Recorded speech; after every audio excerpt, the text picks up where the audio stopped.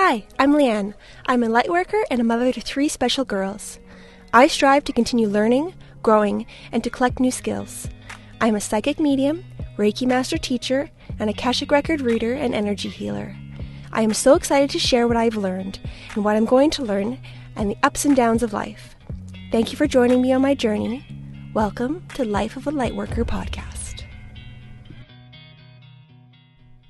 Hello and welcome. Today I talked to Annamarie Green. She is the CEO and founder of You Got This Emotional Wellness. She has an amazing podcast called The Optimist Chronicles, and she's the creator of the Anxiety Languages. She is a clinical therapist, intuitive healer, anxiety expert and coach, an epileptic single mother, and an emotional cheerleader who helps people find direction, clarity, and healing by using their anxiety to create a life they love. Please join me as we get to know Annamarie. I would love to get to know you a little bit more. Okay.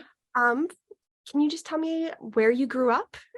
Yes. So I grew up in central Pennsylvania, Harrisburg, which is the capital. Many people don't remember that. In like a very typical suburban neighborhood. And like their neighbors are like so scrunched together, and we lived in this really big subdivision. And I grew up, I'm the oldest of 5, and that is like still a very big part of my identity. Like I am the oldest of 5, and we've always been this like village and clan where everyone kind of knows the Greens, and it like that, and growing up in that place in that area really played a role into who I am, because it was just a really nice place to grow up, and it taught me, I think, how to slow down a little bit, because it's this really cool combination of, it's not quite a city, like Harrisburg or Philadelphia and Lancaster are accessible, but it's not quite the middle of nowhere, so you can still access like nature and kind of find yourself, if that makes sense. Absolutely. A little bit more of a smaller town. You had tasted both worlds. Yes, exactly. So, yeah. Wonderful. What was your favorite childhood memory? The one that stands out to you as being not necessarily a moment that shaped you, but when you think about it, brings you a lot of joy. So there are 2 that really come to mind for me. The first was, so I was a person who, like, I'm still a very Christmas person. Christmas energy is just my kind of energy. It's magical. It is like you focus on like the generosity and connecting to people and snow and all that kind of stuff. When I was I'm 7 or 8 years old, I got this beautiful dollhouse, and it was like an old school one. So it like opened up in the front, and there were 4 stories, and there was like an attic one that you would prop open, and all like the details of the house, everything was, there were carpeting and tiles, and it was decorated to kind of look like my home. There was like a Christmas tree and the furniture was like real furniture. It wasn't the plastic Barbie stuff. It was wooden, and the bathtub was like glass. It was beautiful, and it was just so magical. And I remember, because I had asked for a dollhouse for Christmas, and this surpassed all of what I could have imagined. And looking back now, when I found out how much work my mom put into it, and that really has always stood out to me, of just how magical, my life was.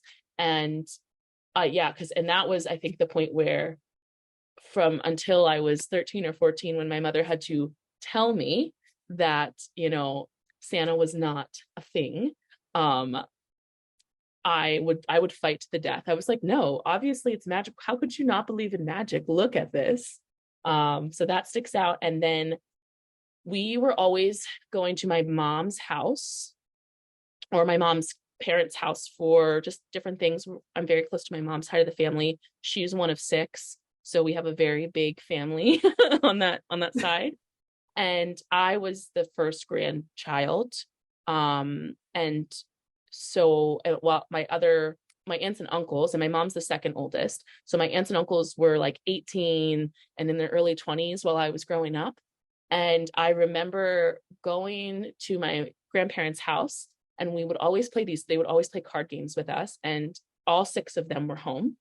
And my two siblings and my two brothers at the time, and then I paired up with each of our like favorite, like of our aunts and uncle type thing. Yes. And we all played this card game, my mom included. And it was this new card game. They were like, let's try a different one. We always play Goldfish, or we always play Go Fish, or we always play Old Maid. And this one had different rules. And so somebody was in charge of reading them. But then you watched the dynamic unfold, where all of a sudden they didn't seem like these like very strict adults who like you were trying to connect with because you were kids and they were adults. All of a sudden everyone was like, no, Joe, that's not the rules. And like they were so intense, and they were like, no, they're cheating. And they forgot that we, the children, were there. And so my brothers and I got up and like went in the kitchen, and my grandmother made us like hot chocolate. And it was so fun to see that energy and to like be in that energy where it just felt like so loving. And yeah, and I always think back to that. I'm like, that is the perfect example of the energy of my family, where it's just like childlike sometimes, even though they don't want to admit that it is. So those are my two favorites. I love that. Like, it's like catching the adults in moments when they're kids. Yes. When you were talking about the dollhouse, I kept thinking, it's like, well, that sounds like really handmade. Yes, it was. That seems like curated, like you're finding all these little things to put in there, like to make it like custom. Like that's a lot of work. Yes, it took my mom months. Yeah. And she let Santa take the credit? Yeah. Oh yeah. My parents didn't give us any gifts for Christmas growing up. Everything was from Santa. Wow. And yeah, and it wasn't until I was 13 or 14 and I was like, Mom, you got to tell me the truth, because I'm starting to fight with kids at school. And she literally was like, yeah, no, it's me. And I cried for days. But yeah, my mom and dad never took the credit. Which is so, yeah. So wow, that's amazing. Yeah. It's like that's big on giving with no return. Yes. None. Yeah. You don't even get a thank you because it's not from you. Yeah, absolutely. So it's a very big it was just such a big part of my life, that like believing in Santa and the magic and all that kind of stuff. So yeah. Well, it's beautiful. She took so much to feed into the dream and the magic and keep it alive and just like stoke it and let it be so magical for you. Yeah, absolutely. Yeah, my mom is very cool. She has a lot of different layers, but she is also very cool. Don't we all? Yes, exactly. Yes. And going along the lines of your childhood memories, are those the same memories that you would say are your strongest memories, or do you have different ones that you'd say stand out as being the strongest? I would say those are some of my strongest memories. I do have other ones that come up where like I do vividly remember. I would say I have a very good memory for different things. Like I'm somebody who I can remember almost verbatim what somebody says to me that one time, and then describe the situation in which they said this one thing, which helps for therapy, but for being a therapist. But some of my strongest ones were even some of the moments where I just got to play by myself with my own toys. But then my Aunt Jan, who's one of my mom's sisters, I would go on different adventures with her. And she was a special education consultant, or like she was head of the special education department for one of these school districts in Philly. And she was working on, I don't know if it was her master's or if she was working on some type of research project for the district. And she used me as a case study because I had a learning disability growing up. And I remember we read this story about mosquitoes, right? It was like one of those standardized test type of, prompts where you read it and it gave you some information, and then you're supposed to test your critical thinking and how you understand the content. And I was able to remember things like almost verbatim. Like I could like close my eyes and remember, okay, this came next and because of this. And it was the first time in my life, I think I was like 9 or 10, that someone had called me smart. And my Aunt Jan was like, "You're really smart." She's like, "You're very, very impressive." And it was the first time that had ever happened, because I've had been in special education since I was in kindergarten. And although my mom would say like, "You're smart," it was, you have to work really hard to get to those places. Like it's and my Aunt Jan just was like, "You're really like gifted. Like that's not everyone can do that." And that was the first time I ever saw myself as, oh, I can do something well, and it doesn't have to be like a struggle. And so that's very vivid for me. And really any of the memories I have from, I went to an epilepsy camp growing up from ages like 12 to 20, and to where I was like also a counselor there. And all of those memories are just very vivid for me because it was very like a joyful time. I loved camp. Camp was my favorite time of year besides Christmas. And so I have so many memories from there too. Oh, that's beautiful. Have you had epilepsy your whole life, or did it start at a certain point? Yes. So it started when I was 4. Okay. So I've essentially had it my whole life. I don't remember a time not having epilepsy. And my parents said that I was singing the ABCs, and then I stopped. And they kind of knew what to look for because my dad had epilepsy, just not as frequently as I do growing up. So they knew to go and get me tested for that. Mm. Yeah. Yeah. So your seizures were kind of more subtle? Yeah. Oh, yes. So my seizures, I have absence seizures. Okay. Seizures. So most people, especially now, because my body and my brain has really adapted to having them, most people won't even notice when I have one. I just kind of sound confused, or I sound like I might be thinking. When I was younger, my eyes used to flutter, or I used to completely like stop and go monotone. So if I was walking, I would stop. Now my body will just keep doing whatever it was doing. I just get confused afterwards because it's like I just miss a piece of time. And yeah, so most people, I don't like convulse. I don't have the clonic tonic or anything where I'm like really like moving or out of control of movement. It's just kind of like I lose consciousness for a couple seconds. Okay. Yeah. Well, my old coworker, she was epileptic, and I saw her have a seizure once, and it was like jarring. You just don't know what to do when you aren't aware of it. But like, I haven't looked into it enough to know that there's so many different types. Yes. So Oh yeah. right? Yeah, it depends on where it is in your, like where the seizure originates in your brain and all that kind of stuff. And everyone's can look very, very different. Oh, that's very interesting. I love that. Yeah. Oh, I love learning all the different medical things. It's very interesting to me. I love the brain. It's very cool. Me too. It's just a wonderful, cool place. There's so much more we need to learn about it. Like absolutely. It's amazing. Yeah.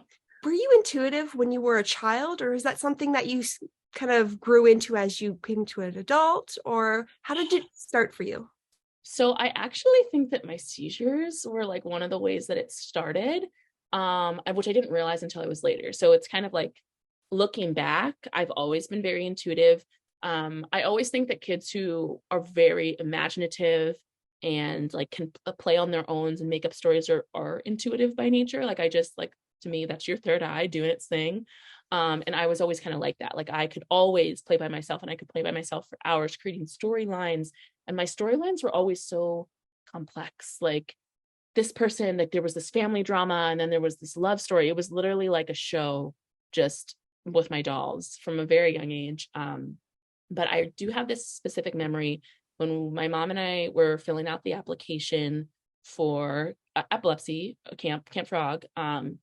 It was going to be my first year going, and they have this like long list of questions and like medical stuff. And one of the questions was like, do you experience an aura? And I was like, what's an aura? And my mom, it does mean something different medically, and now I know, but my mom must have like kind of like brain farted for a second, and she was like, it's when you see like colors or shapes, or you see things when you have a seizure. And kind of like, oh, psychic, like you're experiencing something while you have a seizure. And I was like, oh yeah, that happens to me all the time. And my mom was like, what? No, you don't say that, don't tell people that. And I was like, oh no, I don't. Okay. And then I kind of like silenced it for a while. But when I was younger, I would have seizures, and I would see different things or colors or shapes and that kind of stuff. And I've always been very, very connected to God. Like that's never been something that I have questioned. My faith and my connection has changed in the way of like growing up. I grew up Catholic. So there was a lot of like fear of God, or like punishment versus reward, fearing darkness and all that kind of stuff. And I always was very sensitive to energy. So like if I felt that there was something off, I would be able to feel it and I wouldn't be able to sleep. So then I would have to go into like deep prayer for like 15 minutes to calm myself down and to like feel better. When one of the times when I was younger, my uncle, one of my grandmother's brother, my Uncle Tom, had passed away, and I was having a really hard time with it. It was the first death in the family I experienced, and I felt him and like Jesus sitting on the edge of my bed while I was crying. And I was very calmed by it, but I didn't tell anyone. I never wanted to tell anyone anything. So I've always been intuitive and spiritual growing up. I just didn't have words for it. And I also thought it was wrong because I grew up Catholic. But my really big shift was when I got pregnant and I had my daughter. It just changed. Like it opened me up in all these different ways. And all of a sudden I was even open to hearing those kinds of things. Because before that I was like, nah, I'm just Catholic and I'm just going to stick with the Catholic teachings. But I have also always known some big major life change was coming before it's happened. So before I got pregnant with my daughter, I remember it was like coming home on a train from New York. I just spent some time with my friends. It was like a month and a half before I found out I was pregnant, and I wasn't pregnant at the time, but I just felt like I was like, this new year, this next semester, like something major is going to happen. I thought it was like in regards to a job or like an internship, because I was a junior in college, and I just felt it, and I like felt the energy of it, and I was like, it's going to change my life. Like I don't know what it is, but like I did think it was more career oriented. I had no idea it would be a pregnancy. Which yeah, and then yeah, exactly. And then the next time that happened was I was finishing my first year of grad school, and it was like it was April, almost maybe May, and I was on the phone with one of my best friends, and she, at this point, I was a little bit more open to spiritual stuff and just like the energy of stuff. And I was telling her, I was like, I don't know what it is. I was like, it feels like God's preparing me for something. I have no idea what it is. It feels like something hard is going to happen, like something heavy, something that's going to be hard for me, and I'm being prepared for it right now. And again, at the time, I thought it was more of like, because I was going to be starting my law classes the next year for law school. And I was like, it's got to be law school. I was like, but I'm being prepared for it now. And about a month and a half later, my partner died by suicide. And that was like the hardest thing that I had experienced next to becoming unsuspectedly pregnant. Oh my gosh. So those are the two moments where I look back and I'm like, oh, well, yeah, I felt the shift. Like I just felt things. And then from that point on, from his passing, it's been like rapid. I feel like rapid fire changes, just constant shifts. So yeah, I hope that they answered your question. So did he pass when you were pregnant or after your daughter was born? My daughter was a year and a half when he passed. Yeah. Oh, so little. Yeah. Oh. So yeah, that was hard. He had mental health stuff that was going on, but he never told me the depths of how bad it was. And we weren't living together at the time. So there was another boundary in communication. But when a couple months after she was born, I had some different concerns that I talked to him about, which is why he ended up moving back closer to his family, just to have that extra layer of support. And I remember being like, you have to promise me that you will never like hurt yourself. You can't leave me alone to parent. And so that was the hardest thing. The whole thing was hard, but I was really like, he promised. Right. So, yeah. That's heartbreaking. And like, you can see it from both sides, but it doesn't stop you from feeling it yourself. You're like, I am now there's no backup parent. Yes. And that is that's hard. Like it's not, because at the time he helped where he could, but we were both kids. Like Yep. I was 21 when I found out I was pregnant, and like so we were both trying to figure all of our crap out. But the hardest part was like not having someone that I can just like talk to about stuff that gets it, because they're the other parent. Like when you talk to friends and stuff, like it's helpful, but they're still not the parent, you know what I mean? So it's just, it was a layer of loneliness that I wasn't fully prepared for. So a friend isn't as invested and they're not as in love with your kid as they are. Like it's just different. So that was a really big thing and shift that threw me into spiritual stuff. I went to this group reading for this medium that I had liked. I liked listening to mediums do readings. And I was like, okay, I'm going to do this group reading, and they don't get to read everyone, but I was like, I think she's going to read me. Like I was just like, it had been a couple months since he had passed, and I was like, okay, like this is going to be, I just have a feeling. And I did, like, he did come through. And it's really funny, because this is kind of, I guess, how I started. I should have known that I was going to get into therapy work. One of the things that she said that he was helping me with was like, she's like, are you like a nurse or a counselor, or like you work in healthcare, like helping people? She's like, I'm being shown like service hands. And I was like, oh, I mean, I'm studying social work, but no, I'm not doing that. That's not what I do. Like I was still very much in this, I will never be a therapist. I will never be a counselor. That's not what I wanted. That's not how I'm going to provide for my family. And I remember being just like, no, like, and I don't want your help, Brian. Like I was still struggling with the anger of it. Mm-hmm. So yeah, it was just a really big shift that just continued to pick up pace until where I am now. Snowballed. Yes.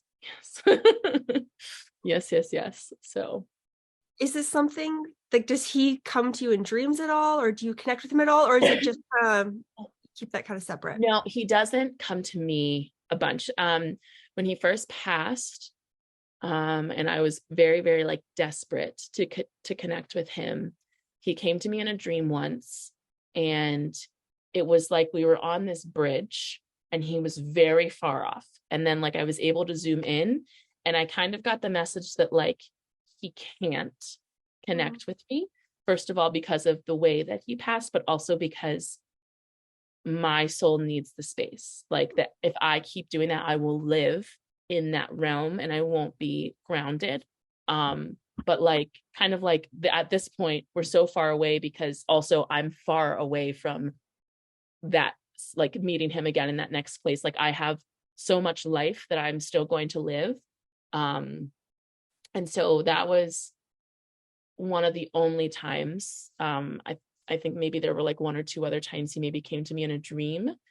But yeah, I don't connect with him too often. When I was first doing Soul Teacher and we journeyed up to the Akashic records in the upper realm, whenever I go to the upper realm, I can feel him and I know that he's there and he knows that I'm there, but we never like cross paths. And it's not something, I think it's one of those things where if I am given that I want to stay.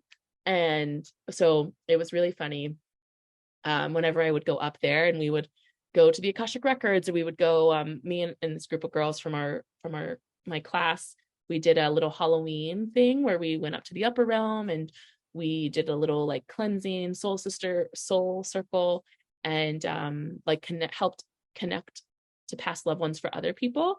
And he just like left me flowers like in different places, like my favorite flowers, and I knew they were from him. And I was like, okay, fine. Like I'm not mad. But yeah, so I don't get to connect with him too much, but I also know that he's there, and I know he's kind of in the background. Yeah. Not too far away, just not an active participant, because it's your journey. Yes. Yeah, that Yes. makes complete sense. Yeah. When did you start feeling anxiety? And then when did you, along your path, I'm assuming it was during school or shortly after, that you started seeing anxiety a little bit differently than the typical Yeah. person? So growing up, I actually never thought I had anxiety. I was like, I'm not somebody who gets anxious. I was also the type of person who's like, I don't really like get emotional. I'm not one of those emotional girls. Like, am I? I was very proud about that. And it wasn't until 2020 when I had a whole existential crisis and an identity, like, who am I? What do I want? What is like happening? Where I could not find a job. And I just moved to Michigan and I could not find a job in the field I wanted, which I wanted to be in corporate. And I wanted to like, make six figures. I had all these plans for, and I felt like it was possible because with my work ethic and all that kind of stuff. Um, and I could not find one. Like we also just moved there and the pandemic hit. So like there was that, but I sent out hundreds of applications and that had never happened to me before. Like if there was one thing that I grew up, like my talent, like all my siblings were really good at sports and I was not naturally as gifted as them. But the one thing I had was like, I worked really hard. I would have 3 jobs at a time. And I got every single job I ever applied to. And this was the first time that had ever happened. And the job that ended up being offered to me was a therapist. Like I had applied for a different job and then the person was like, I actually think you'd be a really great therapist. And I had the education to be to be certified as a clinical therapist. Like I had my master's in social work. I had my undergraduate in social work. And I was like, okay, but this is not going to be for long. Like this is not where I want to be. But it was during that time where I really broke down. Like I would cry every single day. And I would wake up feeling sick to my stomach and loathing myself and feeling like a complete failure and feeling like my family is better off without me or my daughter, like, but also being like, but I can't leave her. Like it was just where I kind of wished that I was not here, but not I'm at risk of hurting myself. It was just like, I don't know what to do. I feel stuck. And my daughter wasn't actually living with me at the time because she stayed in Harrisburg until I got myself settled out here. And she was supposed to move up like a couple months later, but then with not being able to like find a job that worked and all that kind of stuff, it took a lot longer. So I was separated from my daughter and I felt guilty about that. And I felt just like everything just came funneling forward. All of the grief that I didn't deal with because I went back to grad school to finish out that semester and I ended up not doing law school because I didn't want to waste, felt like I didn't want to waste time. I wanted to start working. It came funneling forward. And then I started therapy myself, but I was also like, oh, I'm actually a really anxious person. Like I was like connecting with what anxiety looked like besides just the typical like panic attacks. At that point, I was having panic attacks, but in general, I was this very anxious person. And once I started to become a therapist, and every single client was struggling with like major anxiety. And at one point, I sat down and I was like, anxiety is not what we think it is. Like, I was like, I just have this feeling. I was like, we're looking at this wrong. Like we're looking at anxiety as this thing that we need to like fix and get rid of and disconnect from. And I started to slowly reframe even how I saw emotions, because for me, the only way to get to this next level, the only way for me to feel not so crushingly heavy on an emotional mental load was to feel my feelings. And so the reframe was all feelings are meant to be felt and anxiety is the same. And so once I started to become a therapist was when I started to reframe anxiety and understand it on a different level. And working with clients and figuring out what was working best and putting together the things that I was seeing around me with friends and family, with my clients, like, oh, they have this common behavior and this is like, they also have a common like root cause. And that was how I was able to like create the anxiety languages.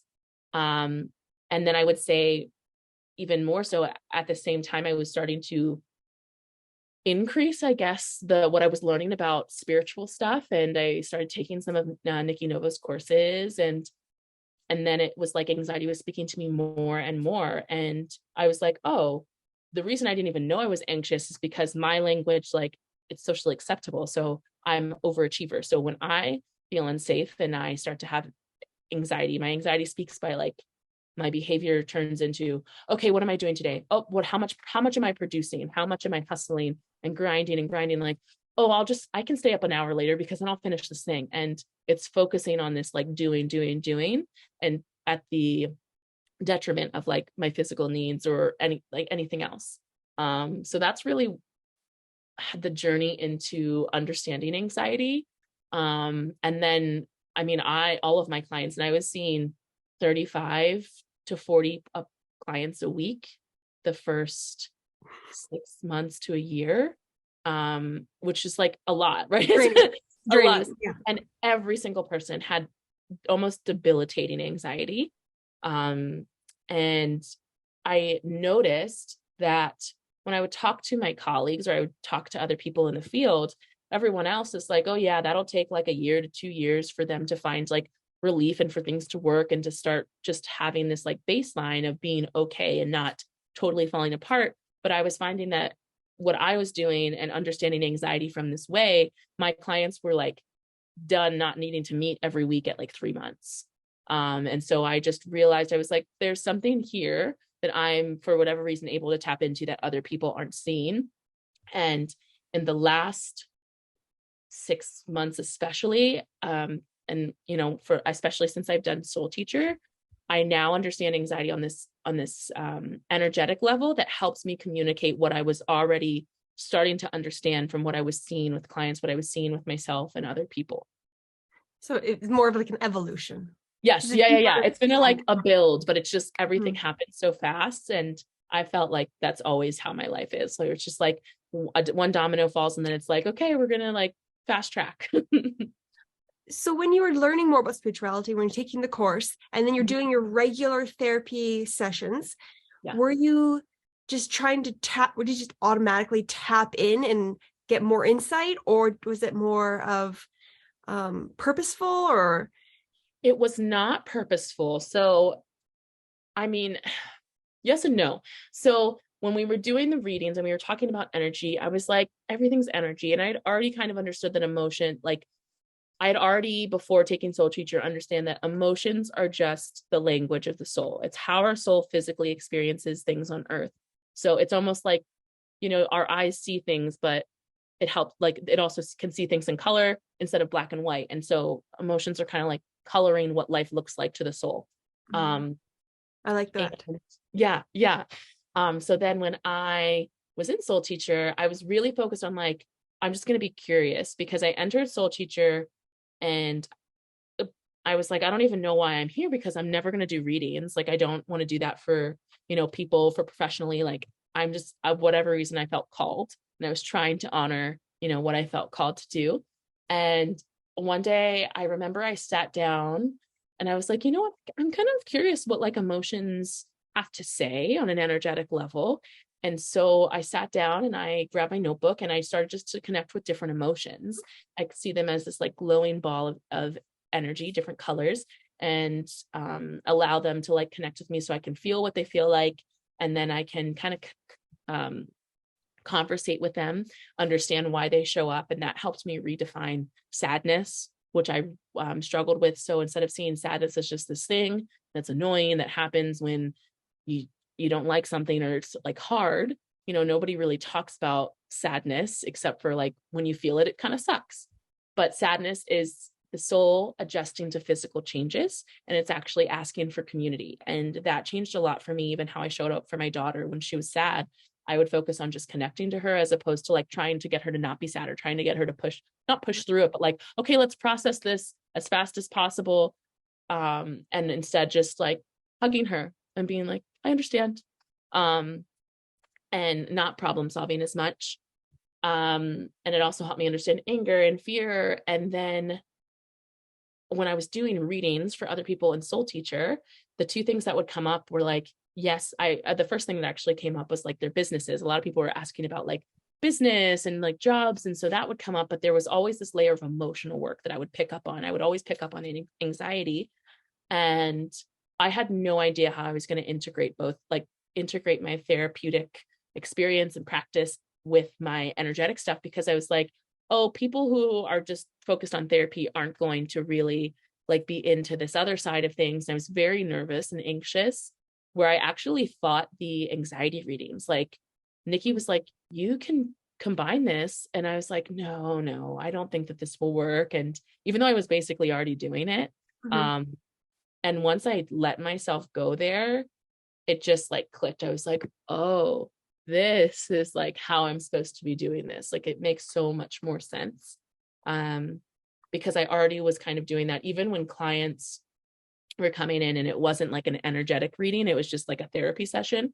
I'm able to pick up on stuff and explain things and almost explain the root cause for them just based off of what they said, but it's also like intuitive downloads.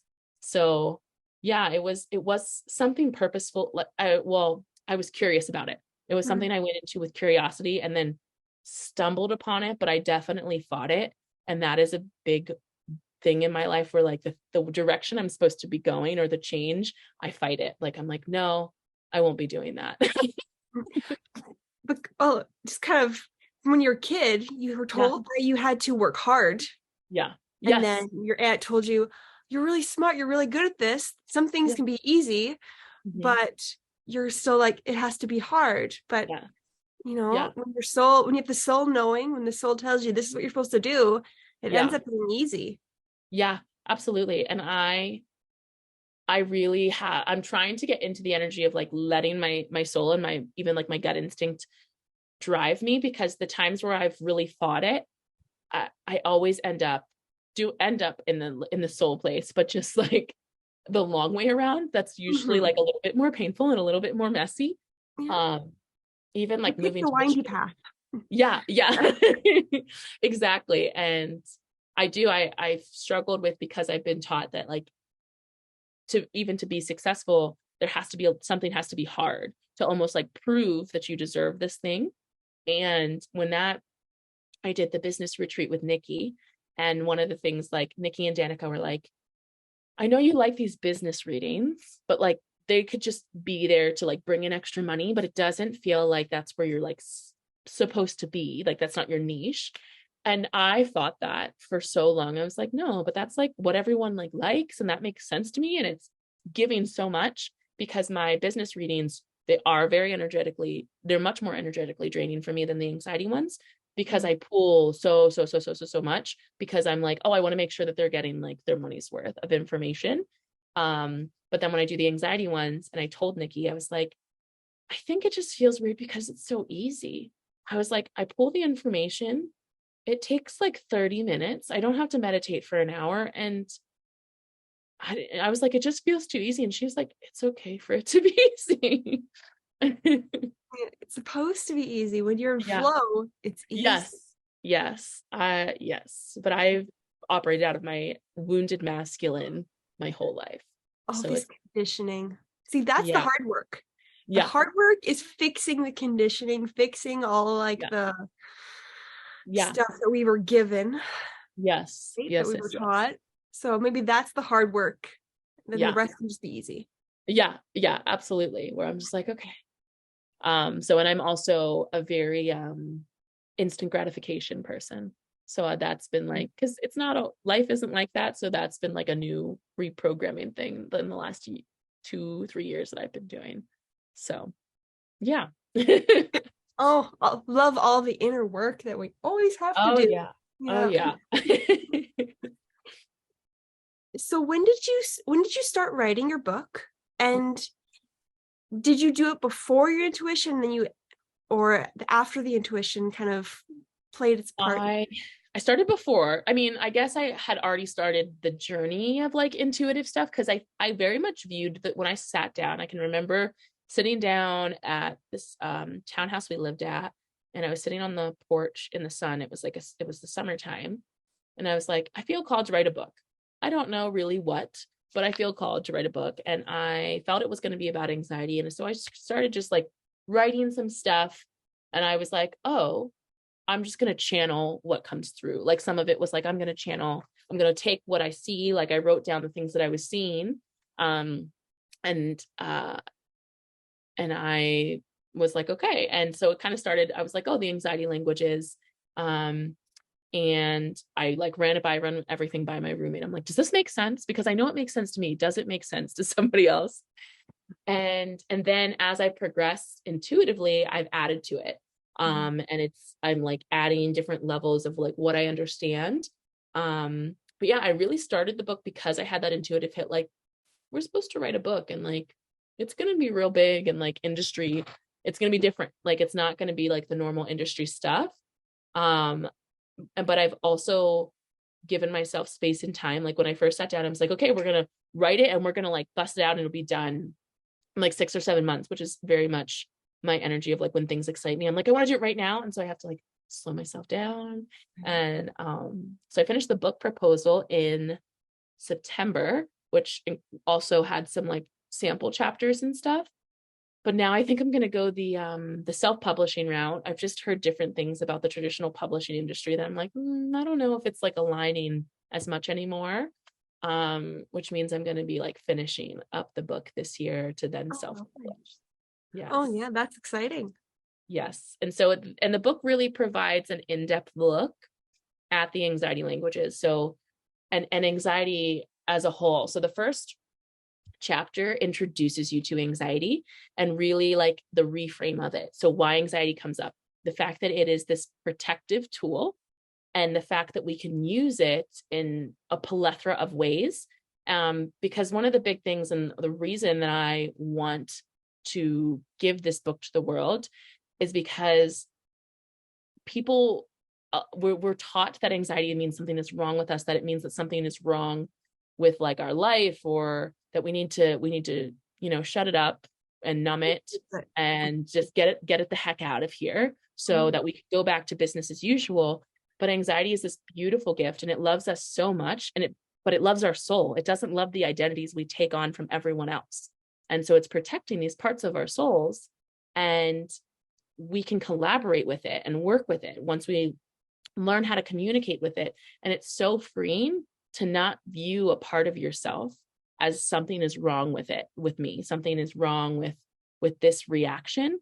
I've been explaining it like when you stub your toe, when you're walking somewhere, you stub your toe, you get a shot of pain that is so terrible and so uncomfortable, but you don't say to yourself, okay, I need to take out that nerve ending so that I don't feel this shot of pain in the future. You pivot because now you know that there was a thing in your way, so you don't walk that way anymore, and you go the way that you're meant to go instead of running your entire body into that thing. Stubbing your toe told your body, hey, we can't walk that way, there's something there. And so that you could pivot. Anxiety is kind of the same way. It's like, oh, hey, there's something here that's blocking you. You're not, you know, go this way instead. And it allows us to pivot just on an emotional level. And anxiety is such a multi-purpose tool. We can use it to manifest. We can use it as a direct way to understand what healing needs to be done. It really provides a blueprint, because when you connect with your anxiety, understand the core fear, you can follow it back throughout your life and go, okay, here is a moment where this fear is showing up. And those moments that come to mind when you're connecting with this feeling are the moments that are asking to be healed. And that's where the unprocessed emotions are that are blocking you from where you want to be. So your anxiety, almost like when you say, okay, I want to have a 6-figure business, and we're going to do this, this, and this, your anxiety goes, heard it, love that for you. Here's the emotional work to get you exactly where you want to go. And manifestation wise, you're heading in a certain direction, you're working towards your manifestations, and your anxiety can go, oh, this doesn't align. This isn't aligning. This thing isn't aligning with your manifestation. So pivot, giving you an opportunity to pivot, or giving you an opportunity to work through emotionally why it doesn't align. A lot of times, like, you know, if you think of like a trigger, but there's something else, that either a boundary that needs to be put in or something that needs to be worked through. And your anxiety really is like the best captain of the cheer squad, like cheering you on, but with a little bit of tough love. When it gets to the point where it's physical, you're having panic attacks, you are, you can't sleep, you're struggling with eating, all that kind of stuff, that is your anxiety screaming at you because it's burnt out and it's trying so hard to protect you. But because there's so much emotion and unprocessed stuff from the past, it's now struggling with like, is everything's a threat? When it's being forced to be the Brita filter of your life. So like life goes into the Brita filter of anxiety and then cuts to you. It's operating at a capacity that's like, well, everything is anxiety. And so then you're experiencing everything through anxiety. So everything feels like a trigger. Everything feels heavy because it's just trying to protect you, but it's doing that to everything. And it doesn't want to be the Brita filter for your life. But a lot of times we're not taught how to go back and process things. Yeah. And listen. Exactly. So that first chapter really breaks everything down. There's a formula for anxiety to help people understand kind of how it happens.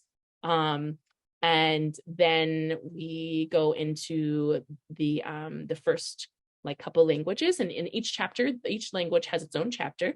And I break down, okay, this is what it's going to look like. This is the core fear. This is some of the common root causes, but I also use a case study from clients that I've used the framework for, and also like sometimes my own personal life, so that readers can really get a glimpse of like, here's what it looked like beforehand. And here's once you learn how to collaborate and communicate, and here are the tools for collaboration and communication, this is what the end result is. And this is what it might feel like. Because a lot of people, when we've grown up with anxiety, we don't know what it feels like to just experience like happiness, joy, and peace. So we don't know what we're working towards. We're just aimlessly like, I just know I don't want to feel this way anymore. So overwhelmed. Yes, exactly. So I break all that stuff down. There are worksheets in it. There are like tips you can try right now. And then the later chapters, the ending chapters, really break down like the tools, different mindsets, and just some like extra good juicy stuff for working with anxiety. Oh, I'm really excited for when it's done. Thank you. I'm like, that's going to be on my read list for sure. Yes, thank you. Yeah, I love all the information that you have put out with like your Instagram and everything. Like it's very informative, and it resonates. When I hear something that I'm like, yes, that's true, my body tells me and my intuition tells me, and I'm like, I completely trust that this is coming from a good source. Thank you. Yes. I definitely feel that it's aligned. And I loved my reading I got from you. Yay, good. So good. And like, you have such a strong intuition, and it's so clear. And I loved how you were able to really pinpoint the ages and why certain anxiety triggers or starts happen. It all really resonated with me. And even when I didn't fully remember it instantly, it came to you. It was there, and I knew exactly what it was. So it was so accurate. It was good. So good. I'm so glad. I love the anxiety readings. I'm like, it's interesting talking about them, because sometimes I get information that I'm like, that's really intimate. I hope, like, I'm like, okay, but I've made a promise with myself when I started doing readings just in Soul Teacher. I was like, I will communicate whatever I see. Like, if that is what they're being shown, is like, I'm the vessel, so I gotta do the thing of being the vessel. That's the hard part. Yeah, exactly.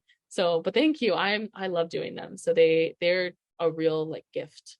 So I'm glad you enjoyed yours. It was, and you can tell that not only do you like it, but it's really aligned with what you're supposed to do. Because like, it just, the way it flows, the way it feels, how much information you get, and it feels, it doesn't feel forced. It feels very natural. I really appreciate that. I really like that. Thank you. It was really, really good. Thank you. I'm so excited. I'm doing so a lot of people right now are struggling with like inner child stuff in this new year. It's just kind of the energy. And so I'm doing a free workshop this week on anxiety and the inner child. Yes, I signed up. Oh, good. Yes, yes, yes. Yeah, it'll be super good. So but I'm excited because that's just another layer of here's how anxiety can be a tool and how we can use it. And I'm so it's just, I do feel very aligned with anxiety. And I tell people all the time, I'm like, I'm kind of becoming the personal PR rep for anxiety. I didn't mean to, but like I tell people, I'm like, I love anxiety and anxiety loves you in a great uplifting way that you don't know yet. Yeah, like I love how you see it from a different light. Yeah. And because when you start explaining it, I'm just like, oh yeah, it feels like anxiety is just the soul talking to you. But when it starts talking to you, it's just a whisper. It's quiet and it gets louder and louder and louder until it takes over your life because you're not listening. Yes, exactly. Like, oh, yes. yeah. And it's protecting a part of your soul. So a lot of the times, like in the readings, what I get is like, what part of your soul is it protecting? Mm-hmm. I actually just did the inner child healing meditation I'm going to be doing at the workshop. Did it for myself because I woke up feeling like anxious and heavy and my normal go-tos weren't really working.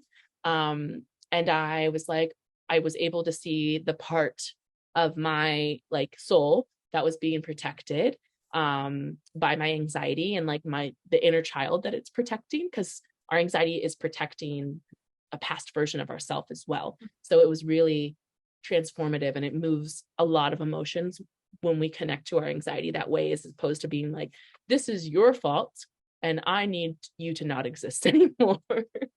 Right. It's like, look at it, move through it instead of ignore it, because you can't ignore it forever. Yeah. When I tell people, would you ever tell yourself like, oh, I don't want to feel like happiness anymore? Like anxiety is just an emotion. And if you think about, I talk about one of my big things where I struggle a little bit more with advising people to go on medication. Like if it is an extreme situation, I was like, yes, I think medication would be helpful for you for this period of time to help you kind of get through this really like low point. But a lot of medications make people feel euphoric. And in the beginning, you're like, wow, yes, it was the right choice to be medicated. I feel so great. But what ends up happening is eventually you build that resistance to it, or because you're feeling euphoric all the time and you're not feeling anything else, you don't notice that euphoric just feels like the baseline. So then you need more to feel even more euphoric. Like it just creates this cycle. But also if we only felt euphoric all the time, we would have no idea that it's euphoric. Like we would have no idea because there's no other emotions coming in. And so then imagine essentially like your foot goes numb. So you don't feel yourself stub the toe. So that pain is temporarily gone, but now you're running into things, or it's like your foot could be cut and you have no idea. Yep. Yeah. So that's what's it's kind of like a numbing thing. Yes. Yeah. Because I was on medication for a couple of years because I wasn't in a place where I could manage it. I didn't have the tools. Yes. Yeah. Absolutely. But once I got the tools, then I just like tested the waters, reducing dose and testing, see if it worked, and like eventually, weaned off. But like when you don't have the tools, yes. But yes, I I'm like, medication is great and it helps people. But if you're not doing it with therapy, you're only treating the symptoms and not the root cause. So when you don't have access to the medication, that means you're barreling out and it's going to feel super intense, because sometimes life circumstances change and you don't know that you'll always have access to that medication anyway. Well, and the tools are the most important part. Yeah, exactly. Yeah. So yeah, I love that. Do you have anything planned in the next little while? Like, do you have any either like a new offering or new courses, or just are you focusing on the book? What's your plan for the next year? The next year? Okay, so the next you choose. Oh, okay. 6 months, a year, I'll just go with the short. The next year, I'm trying to do it in shorter terms, that I'm not like, I'm working on the book, but I'm letting myself do it at a slower pace, where I'm just focusing on like, let me finish writing and then I'll, focus on like the publishing piece of it. But really coming up, I'm focusing on doing more and more anxiety readings, because it's something I absolutely love to do. And then also I have the workshop this week, but it's also kind of an introduction to, I will be doing a anxiety and inner child healing 4-week course. That's going to be really in depth. So all the information that you get at the workshop is going to be like, it's like a sneak peek to this 4-week course. And the 4-week course is really for people who are like, I know that I have this inner child stuff to do, and I am ready and like to do it. And because it is going to move a lot of emotions. Essentially each week it's a 30-day program. So you do this meditation every single day, but along with it, there's different things each week to focus on. Each week has a different healing as well. So, and it'll like close out with a soul retrieval, a version of a mini soul retrieval and a mini like former self, so that you can let that inner child go. But it's really giving you all of the support, the resources and tools to use your anxiety so that the inner child work doesn't feel so scary and lonely. There will be, it'll be a live course. So I'm very, very excited. Oh, awesome. But I'm currently working on it now. It will be offered in February. I'm not sure the specific date yet. It will depend on when I finish filming and stuff. But yeah, that's coming down the pipeline. And yeah, those are the pretty much 2 focuses right now, besides the anxiety readings and the course. And then like I'm doing the book too. And I have other business like plans for the year, but those are going to be much, much slower.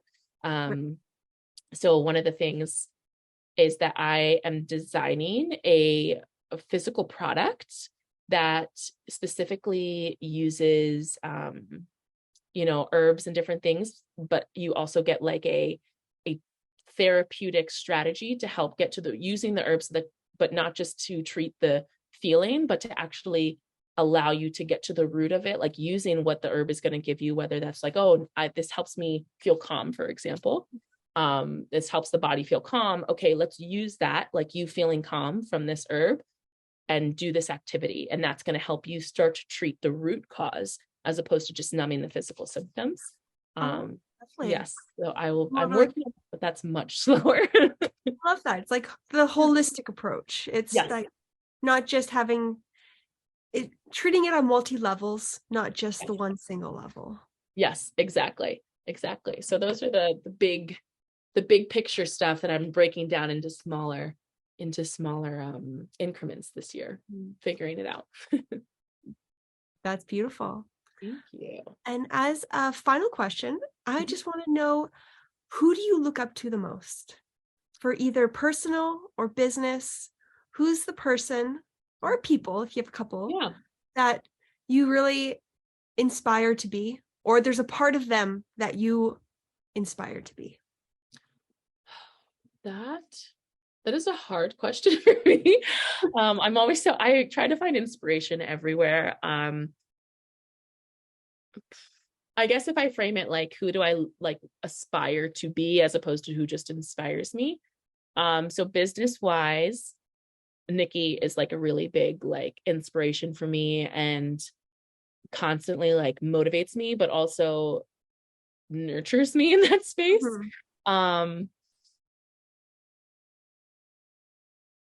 And I don't know. I'm trying to think of other people. I guess like, because I do my friends and my family, especially like my daughter and my best friend, and like my whole like my mom's side of the family and my siblings and stuff. They challenge me, which is always kind of inspiring.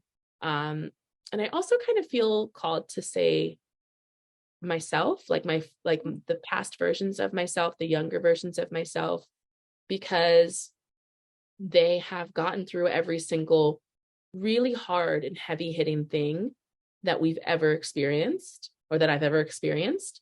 And one of the things that I've always been able to do is alchemize what you would say like the darkness that I have experienced in my life and into something like light and beautiful. And I hope to continue to bring that to other people, is really what I would want to share, because life can feel really heavy. So I'll stick with those answers. That was a hard question for me. I love that you chose yourself. And it's just like, I definitely see you as being this being that can transmute the low into the high, And it's not just you physically changing the energy, it's just you changing the focus and changing the perspective so that the energy can change itself. Yeah. Yeah. I never feel like it's me like doing the things. It's just like me holding space and I don't know, like my energy helps all of a sudden like ignite something in other people. Which it was funny because that actually came up in my journaling with my inner child, was just the superpower that I have works really well with darkness because it helps to change it. And so I look at, when I was growing up, some of the things that I'd experienced, I was able to turn into gold, so to speak, like turn into something that motivated me, that took me farther. So, and I love doing that for other people. I love giving people light bulb moments. So. Oh, I love that. Thank you. That's the best feeling, when you can ignite something in somebody else. Yes, exactly. Because I see so much greatness in every single person, even if it's a person I don't like love to be around. And I get so excited when they finally start to see that themselves. Yeah. That's beautiful. Thank you so much for talking with me today. Yes, I loved getting to know you a little bit more. Yes. And I can't wait to see what else you do. I'm so excited for you. Thank you so much. Thank you.